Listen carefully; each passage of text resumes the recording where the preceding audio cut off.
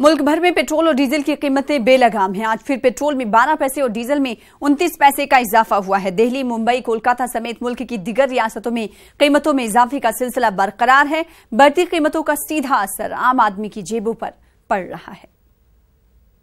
Petrol को मेरे ख्याल से जीएसटी के अंदर लाना चाहिए गवर्नमेंट को, और स्टेट गवर्नमेंट जो उसके ऊपर वैट लेती है, टैक्स लेती है, उसको थोड़ा रिड्यूस करना चाहिए। सेंट्रल गवर्नमेंट तो 2.5 रुपये कम कर दिए, अब दिल्ली स्टेट ने नहीं किया है कम। बाकी यहाँ पे बीजेपी की गवर्नमेंट है, वहाँ उन्होंने 2.5 रुपये कम किया, तो दिल्ली स्टेट को भी सोचना चाहिए कि थोड़ा पैसे और कम किए जाए। मोदी सरकार को सोचना चाहिए आम आदमी का क्या हाल हो रहा है। वैसे ही इतनी महंगाई है, बेरोजगारी है, इस बारे में उनको सोच के करना चाहिए। उनका एक नारा था सबका, वो बोलते थे कि सबका साथ सबका विकास। कहाँ हो रहा है विकास? ये तो और आम जनता मर रही है डेली के डेली। क्या करेंगे इसके बारे में? सरकार को जाना चाहिए। सरकार ज्यादा पैसे खा रही है इसमें, नहीं तो 45 रुपए मिलना चाहिए। कांग्रेस के जमाने में 71 रुपए था पेट्रोल, डीजल 54 रुपए था, आज 84 रुपए पहुंच रहा है। 1.5 रुपए घटा दिया, बस छुट्टी। सबका साथ सबका विकास। कहाँ हो रहा है विकास? ये तो और आम जनता मर रही है डेली के डेली। क्या करेंगे इसके बारे में? हमारा अनुरोध है कुछ कीजिए इस चीज़ के बारे में। गरीब आदमी वैसे ही मर रहा है बेरोजगारी से, और ये इतना महंगा होता है। ये रोज की चीज़ है, गैस, पेट्रोल, इन चीज़ों।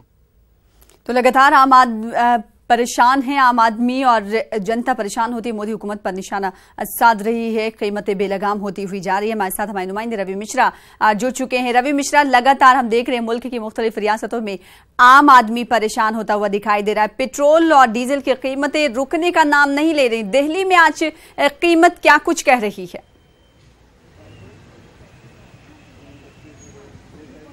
जी सना, आपको बताना चाहूँगा कि पेट्रोल और डीजल की कीमतें दिन प्रतिदिन आसमान चूम रही हैं। और अगर हम आज की प्राइस लिस्ट की बात करें तो आपको बताना चाहूँगा कि आज पेट्रोल 82.54 रुपये प्रति लीटर है और डीजल 74.95 रुपये प्रति लीटर। अगर पैसों की बात करें तो पेट्रोल आज 12 पैसे इजाफा हुआ है और डीजल आज 28 रुपये पैसे कीमत में बढ़ोतरी हुई है। रोज़ाना दिन प्रतिदिन आदमी एक स्थान पे दूसरे स्थान पे जाने के लिए यातायात साधनों का इस्तेमाल करता है। ये यातायात साधन ईंधन से चलते हैं और ईंधन धन से मिलता है, और धन कहीं ना कहीं आज आम आदमी की जेब से महंगाई चुरा ले रही है और आम आदमी पूरी तरह से त्रस्त है।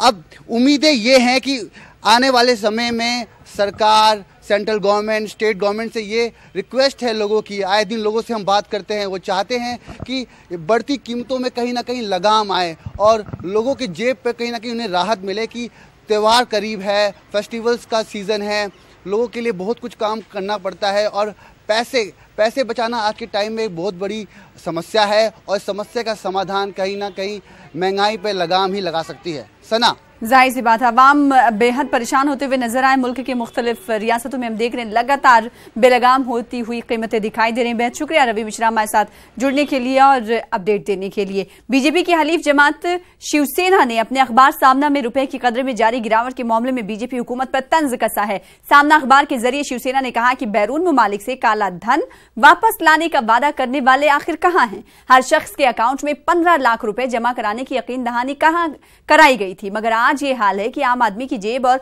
अकाउंट दोनों खाली हैं। सामना ने तेल की कीमतों में मुसलसल इजाफे के सिलसिले में भी बीजेपी पर निशाना साधा। सामना ने बीजेपी हुकूमत पर तंज के तीर चलाते हुए लिखा कि मौजूदा मरकजी हुकूमत तेल की कीमतों और रुपए की गिरती कद्र को रोकने में नाकाम साबित हो रही है।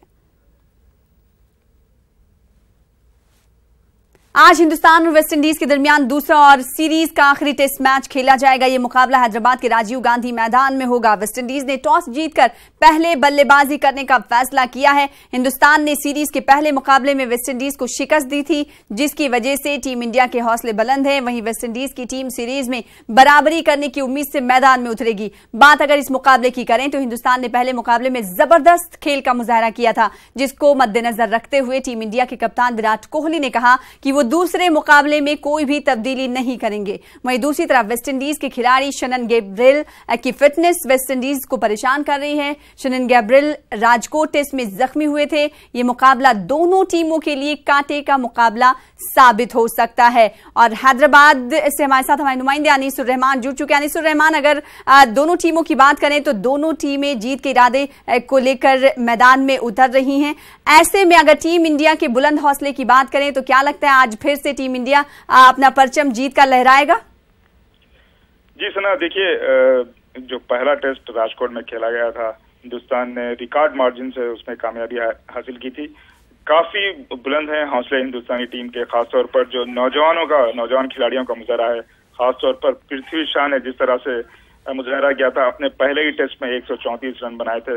उसके अलावा विराट कोहली ने जिस तरह जो है मुजाहरा, जो लगातार बेहतरीन मुजाहरा करते हुए आ रहे हैं, तो खासतौर पे ये दो खिलाड़ी जो है यहाँ पर इनको ये कहा जा रहा है कि ये जो है खासतौर पर ये देखने से ताल्लुक रखते हैं। विराट कोहली भी जो है अपनी 25वीं सेंचुरी के करीब हैं, 24 सेंचुरीज वो बना चुके हैं।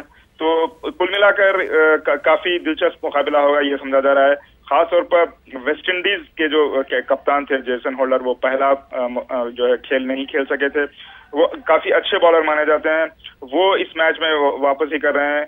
और वेस्ट इंडीज के एक और बॉलर जो कुमेर रो हैं, वो भी काफी बेहतरीन बॉलर माने जाते हैं लंबे फॉर्मेट के 5 रोजा मैचेस के लिए, तो वो भी वापसी कर रहे हैं। तो कुल मिलाकर वेस्ट इंडीज की यही कोशिश रहेगी कि वो वापसी करें और टीम इंडिया को जीतने ना दें। और वहीं टीम इंडिया की ये कोशिश रहेगी कि ये जो 2 टेस्ट की सीरीज है उसको क्लीन स्वीप किया जाए। सना जी, जाहिर सी बात है, एक बार फिर से जीत के इरादे से मैदान में उतरेगी टीम इंडिया। बेहद शुक्रिया हमारे साथ अनीसुर रहमान जुड़ने के लिए और अपडेट फराहम करने के लिए। फिलहाल आज की ताजा खबर में रुक जाते हैं छोटे से ब्रेक के लिए। कुछ और खबरों के साथ जल्द हाजिर होंगे।